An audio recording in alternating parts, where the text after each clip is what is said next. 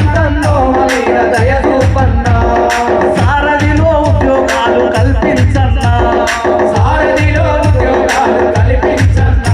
రేవంత్ అన్నకు దండం పెడుతున్నా. ఇది రాసిన పాట కాదు, 2 లైన్లు వాడిన, 2 లైన్లు పాట రాసిన. కానీ మనకు ఈ పాటల పల్లకి ఏర్పాటు అంటే రాద్దాం అనుకున్నా, కానీ ఈ పాటల పల్లకిలో ఏర్పాటులో నేను అది రాయలేకపోయినా. మొత్తం ఇప్పుడే రాసిన. ఇప్పుడు అరే రాసిందా? రాయలేదు, ఇప్పుడే వాడి. నేను కూడా అక్కడక్కడ అందించిన కదా వేరే వర్డ్స్. నమ్ముతుర్రా? నమ్ముతుర్రా? నమ్ముతుర్రా? నమ్మిన వాళ్ళంతా గట్టిగా చపాతి కొట్టింది.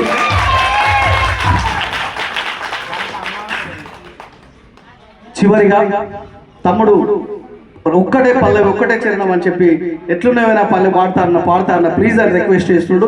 ఈ పాట తర్వాత ఫస్ట్ ముందు చెప్పాలి ఒకటి.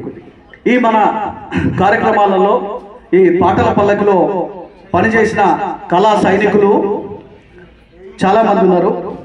నాకు లిస్ట్ ఎందుకు? మేము పొద్దున్నే ఆ రోజు పొద్దున్నే గెస్టులను కలిసేది ఉండే. రావాలని చెప్పి కళాకారులు చెప్పినప్పుడు వస్తామన్నా అని చెప్పిండు. అందరూ ఎంతమంది రావాలి అనుకున్నాం, పోయినాం. నేను చెప్పిన ప్లీజ్ బ్రదర్, కళ్ళద్దాల బ్రదర్ నవీన్ గడేనా మాట్లాడక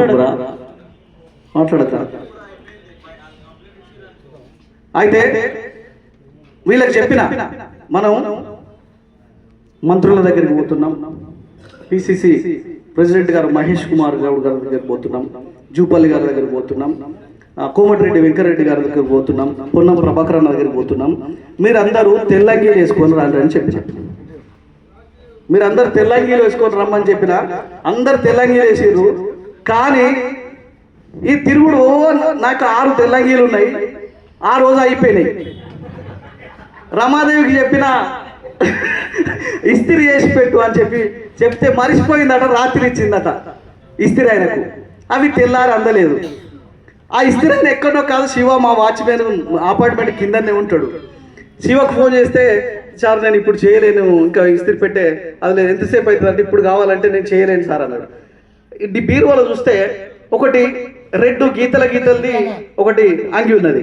దాన్ని వేసుకొని పోయినా.